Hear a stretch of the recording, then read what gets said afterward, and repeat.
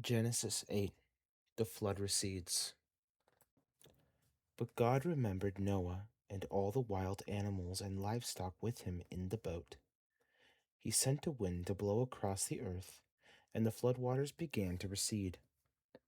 The underground waters stopped flowing, and the torrential rains from the sky were stopped.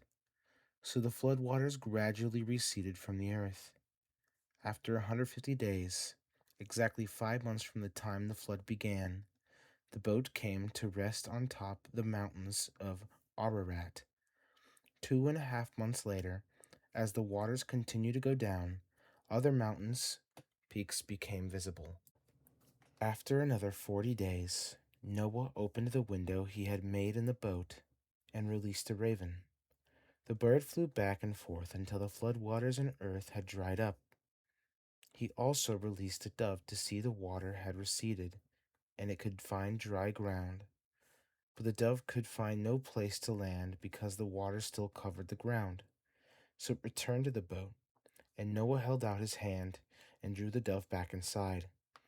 After waiting another 7 days, Noah released the dove again. This time, the dove returned to him in the evening with a fresh olive leaf in its beak. Then Noah knew that the flood waters were almost gone. He waited another 7 days and then released the dove again. This time it did not come back. Noah was now 601 years old. On the first day of the new year, 10.5 months after the flood began, the flood waters had almost dried up from the earth. Noah lifted back the covering of the boat and saw that the surface of the ground was drying. 2 more months went by, and at last the earth was dry. Then God said to Noah, "Leave the boat, all of you, you and your wife and your sons and their wives. Release all the animals, the birds, the livestock, and the small animals that scurry along the ground, so they can be fruitful and multiply throughout the earth."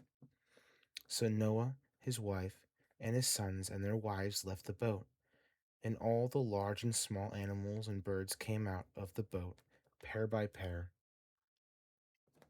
Then Noah built an altar to the Lord, and there he sacrificed as burnt offerings the animals and birds that had been approved for that purpose.